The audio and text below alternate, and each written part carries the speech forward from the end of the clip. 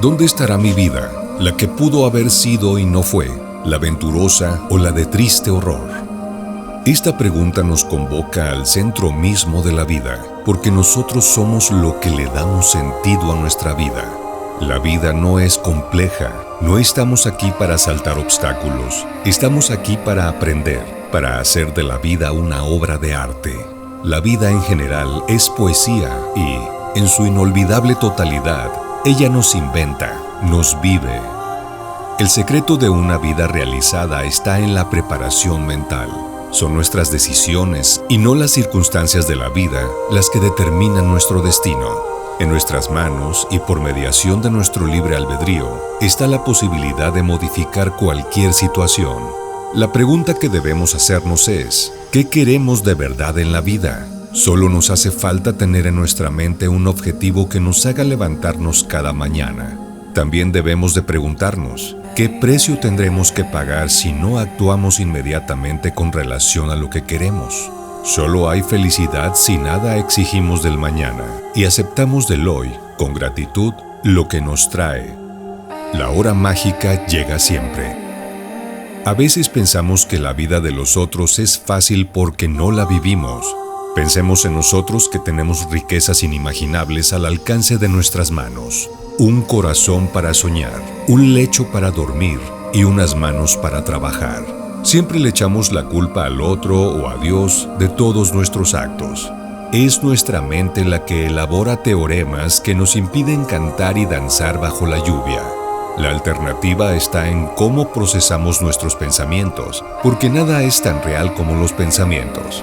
La mente no establece distinciones entre lo falso y lo verdadero. Somos nosotros quienes le damos esas categorías, por eso nos convertimos en lo que pensamos. El control de nuestra vida estaría dado por hacernos cargo de nuestro modo de pensar. En muchas situaciones nos sentimos aburridos porque nuestras mentes están divididas. Una parte de la mente lleva a cabo el trabajo y la otra intenta no hacerlo. Al estar la mente dividida sobreviene el agotamiento. La apreciación de la vida estaría dada por cómo se siente uno en la propia mente. Como la mayor parte del tiempo nuestra atención se mantiene dirigida hacia afuera, hacia otras personas, nuestra mente está invadida de pensamientos que planean el futuro o analizan el pasado. Somos lo que somos porque primero lo hemos imaginado.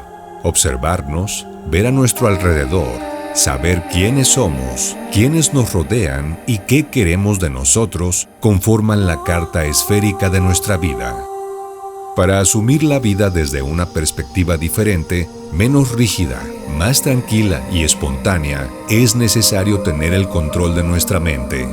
La mente es un ser insólito, es la más impredecible de todas las criaturas que habitan el universo. Gusta del teatro y de la música. Se hace visible en todos los escenarios de la vida. Aprender a domesticarla es una tarea prioritaria si queremos mejorar nuestra relación con nosotros, los demás y el planeta. Para mejorar nuestra calidad de vida, debemos trabajar sobre nuestra mente, la loca de la casa. Cuando la mente no está entrenada, los pensamientos van y vienen y producen comportamientos inusitados.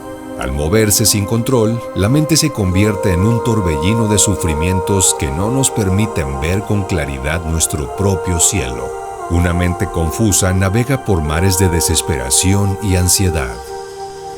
Los venenos de la mente, los odios, los celos, las codicias, las envidias, los apegos, crean más ataduras y acortan los sentimientos de libertad, de expansión, de infinitud, de abundancia.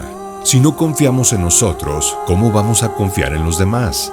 Vivimos de manera mecánica, ni siquiera pensamos y esto nos lleva a toda clase de estados anímicos que nos hacen sentir insatisfechos. La mejor alternativa para limpiar la mente es el silencio interno, que nos ayuda a reconciliarnos. La meditación, la visualización, entre otros, son tónicos importantes para aquietar la mente. En nuestro medio, las personas viven más del lado externo de la mente. Al vivir para satisfacer a los demás, caen en la trampa de ser como ellos quieren, perdiendo toda la posibilidad de ser como quieren ser, y esto genera conflictos interiores como amargura, depresión, deseos de no vivir y todo tipo de enfermedades. Todos nuestros actos están tejidos por nuestros sueños y es nuestra mente la que determina si se vuelve contra nuestros sueños y nos convierte en sus siervos o nos atrevemos a desafiarla y a tomarla por los cuernos por medio del trabajo interior. La decisión está en nuestras manos. El secreto es que no hay secreto. Todo está en la meditación. Al meditar, desaparecen las fronteras y se abre un nuevo horizonte. La paz se consigue trabajando sobre el ego. Otro ejercicio interesante para adiestrar la mente es la atención, que nos posibilita modificar todas nuestras reacciones mecánicas y liberarlas de esquemas de conductas preestablecidos. Si todo es ilusión y es transitorio, cuanto más apego exista, más sufriremos. Para modificar nuestros viejos esquemas de pensamiento, debemos trabajar sobre el ego que siempre y en todo momento nos está involucrando en la competición, las intrigas y el afán de logros.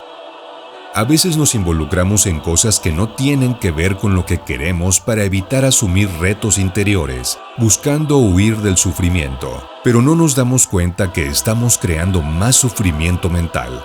Pensamos demasiado y vivimos poco. Tal vez porque nuestra cultura nos ha inculcado más lo racional que lo intuitivo. No somos nadie sin el otro, sin los otros. De ahí la importancia de tener el control de las palabras para evitar herir a las personas. Si tendemos a pensar con odio, cultivemos pensamientos de amor. Si tendemos a pensar con avidez, desarrollemos la generosidad. Cuando estemos barriendo, dediquemos a barrer. De igual manera, cuando estemos comiendo, hagámoslo de manera consciente y cuando caminamos, prestémosle atención a cada paso. Son técnicas sencillas para adiestrar y focalizar la mente y limpiarla de tanta basura que, en última instancia, no nos reporta ningún beneficio. El arte de vivir comienza por la mente, ya que es ella la precursora de las palabras y de los actos. Si tú te amas, estás dando el primer paso para convertirte en mago, en alquimista de tu vida y, cuando esto sucede, el universo conspira para que encuentres las respuestas a tus preguntas. Se tiende a tus pies, porque como seres energéticos que somos, tanto los pensamientos como nuestros actos generan una chispa imperceptible que hace posible cualquier sueño. Si quieres constatar esto que te estoy diciendo, observa tus deseos prioritarios y míralos cómo se van proyectando en el plano real a medida que los anhelas con pasión y te enfocas en ellos. La magia te la das tú. Todo depende de la intensidad con que desees lo que anhelas de ti y de la vida.